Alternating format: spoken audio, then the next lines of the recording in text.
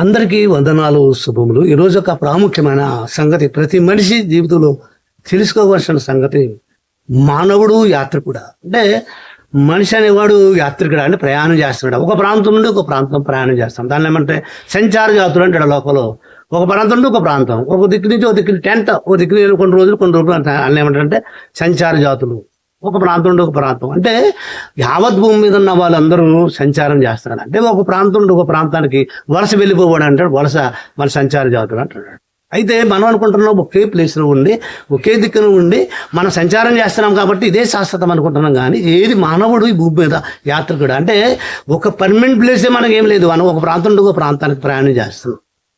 అందుకే భూమి మీద మానవుడు ఒక ప్రాంతం నుండి ఒక ప్రాంతం ప్రయాణం చేస్తున్నాడు కాబట్టి ఒక దిక్కుని స్థిర నివాసం మనకు లేదు. కాబట్టి బైబిల్లో ఒక మాట, ఒక యేసుకి శిష్యుల్లో ప్రాముఖ్యుడు, సంఘ పెద్ద, ఒక అపోస్తుడైన పేతురు గారు రాసిన మొదటి పత్రిక 2వ అధ్యాయము 11వ వచనంలో ఒక అద్భుతమైన మాట రాయబడింది. మొదటి పేతురు పత్రిక 2వ అధ్యాయం 11వ వచనంలో, ప్రియులారా మీరు పరదేశులను యాత్రికులై ఉన్నారు కనుక ఆత్మకు విరోధంగా పోరాడు శరీరేచ్ఛను విసర్జించి అన్నాడు. ప్రియులారా మీరు పరదేశులను యాత్రికులై ఉన్నారు కనుక ఆత్మకు విరోధంగా పోరాడు శరీరేచ్ఛను విసర్జించండి. యాత్రికులం అంటే టూరిస్ట్, ఒక ప్రాంతం నుండి ఒక ప్రాంతంలో సంచారం చేసేవాడు. మనం అనుకుంటున్నాం మరి సంచార జాతులే కదా లెక్కేస్తున్నాం. భూమి మీద ఉన్న ప్రతి ఒక్కరూ, లేదా 7 ఖండాలు 5 మహాసముద్రాల మీద ఉన్న వ్యాప్తి చెందిన భూమి మీద ఉన్న మానవుడు కుల, మత, ప్రాంత, భాషతో పని లేదని మానవుడు వాళ్ళందరూ యాత్రికుడే.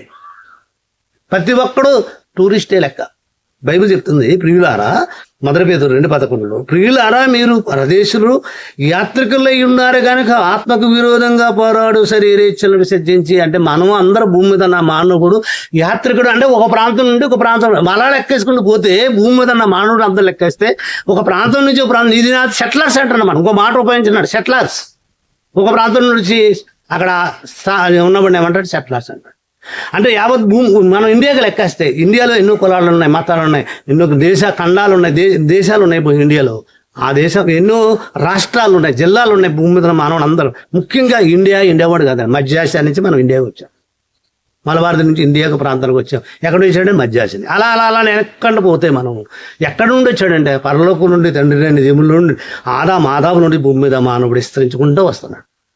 అంటే లెక్కేసుకుంటూ బాతో మన బైబిల్ మానవుడు యాత్రికుడు అంటే భూమి మీద ఉన్నవాడు మనం అనుకుంటే శాశ్వతమైనది కాదు, ఇది మన యాత్రా జీవితం. అందుకే అన్నాడు, ప్రియులారా మీరు పరదేశులను యాత్రికులై ఉన్నారు కనుక ఆత్మకు విరోధంగా పోరాడు శరీరేచ్ఛను విసర్జించి. అంటే భూమి మీద ఉన్న మానవుడు అందరూ యాత్రికుడే. అందుకే అపోస్తుల కార్యాల్లో మరొక మాటను మనం ఈ సందర్భంలో ఆలోచన చేయగలిగితే, అపోస్తుల కార్యాలు 17వ అధ్యాయంలో ఇక్కడ పౌలు గారు ఒక మాట చెప్పుకొస్తాడు. అపోస్తుల కార్యాలు 17వ అధ్యాయము 26, 27 మనం చూస్తే, మరియు యావత్ భూమి మీద కాపురం ఉండేటకు, అంటే మానవుడు భూమి మీద కాపురం ఉండాలి.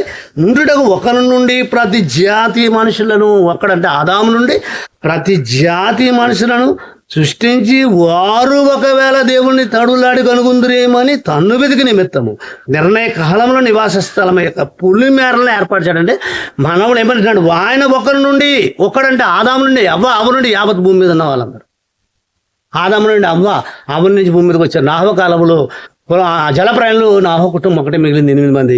ఇప్పుడున్న ఖండాల మీద 7 ఖండాలు 5 మహాసముద్రాలు వ్యాప్తి చెందిన వాళ్ళు ఎవరంటే నాహవ కుటుంబం. ఆ నాహవ కుటుంబంలో ఉన్న మనం భూమి మీద ఉన్న వాళ్ళందరూ ఎవరంటే యాత్రికులు. అందుకన్నాడు ఆయన ఒక్క నుండి అపోస్తుల కార్యాలు 17, 26, 25లో ఆయన ఒక నుండి ప్రతి జాతి మనుషులను సృష్టించి వారు ఒకవేళ దేవుణ్ణి తడవులాడి కనుగొందురేమని. ఆయన ఒక్క నుండి అంటే ఆదాము నుండి భూమి మీద మానవుడు విస్తరించుకుంటూ వస్తున్నాడు. అంటే మానవుడు భూమి మీద యాత్రికుడు.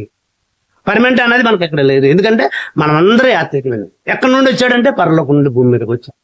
ఇక్కడ ఎందుకు అన్నాడు, అపోస్తుల కార్యాలు 17, 26లో, మరియు యావత్ భూమి మీద కాపురం ఉండుటకు ఆయన ఒకరి నుండి ప్రతి జాతి మనుషులను సృష్టించి. అంటే భూమి మీద ఉన్న జాతులు, భాషలు, కులాలు, మతాలు అన్నీ వ్యాప్తి చెందాయంటే భూమి మీద ఉన్న వాళ్ళు అందరూ కూడా, ప్రతి మనిషి కూడా యాత్రికుడే, టూరిస్ట్ అంటున్నాడు, ప్రయాణికులు.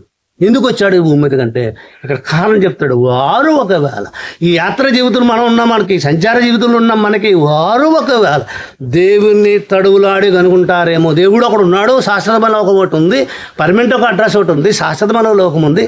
అందుకే అన్నాడు, వారు ఒకవేళ దేవుణ్ణి తడువులాడి కనుగొందురేమో అని తన్ను వెతికి నిమిత్తము నిర్ణయ కాలమును వారి నివాస స్థలం యొక్క పులి మేరలను ఏర్పరిచాడంటండి. ఒక భూమి మీద ఉన్న మానవుడు యాత్రికుడైనా వారు ఒకవేళ తన జీవితంలో పోయే లోపల కాకపోతే రేపైనా ఎప్పుడైనా వారు ఒకవేళ దేవుడిని తడవలాడు కొనుక్కుంటారేమో అని కారణం అది. ఎందుకు ఇచ్చాడు ఈ జీవితం? మనం ఎందుకు పరదేశం అంటే ఈ దేశం మన కానే కాదు, యాత్రికులం అన్నాడండి, ఈ ప్రాంతం మన కాను కాదు. ఎందుకన్నాడు? వారు ఒకవేళ మన పోయే లోపల ఈ లాస్ట్ని చూసో లేకపోతే లోకం చూసి మురిసిపడమే కాకుండా వారు ఒకవేళ దేవుణ్ణి తడవలాడి కొనుక్కుంటారని.